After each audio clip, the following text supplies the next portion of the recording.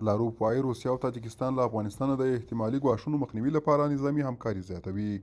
السلام علیکم، ستړي مه شئ، وخت مو بخیر.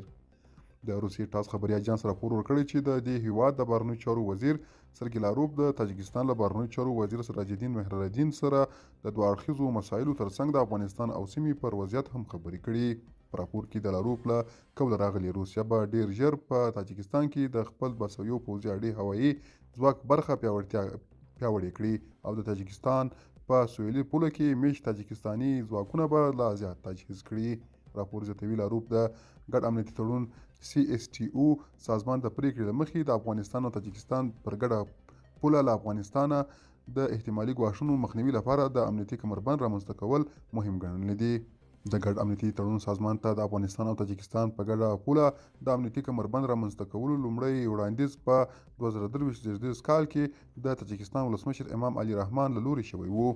له دې سره د چارو یو شمېر کارپوهان د ترهګرۍ پر وړاندې مبارزه د ټولو هیوادونو مشترک مسؤلیت ګڼي او وایي د روسیې په ګډون د سیمې او ګاونډ هیوادونه غواړي د مشترک ګواښ لپاره متحدانه مبارزه وکړي. تېره اونۍ د ملګرو ملتونو امنیت شورا هم له افغانستانه نورو هیوادونو ته د داعش امنیتي ګواښ په اړه اندېښنه ښودلې وه، خو سرپرست حکومت بیا په ځلونو ویلي د یادې ډلې نیول شوي کسان د ګاونډیو او سیمې یو شمېر هیوادونو وګړي دي.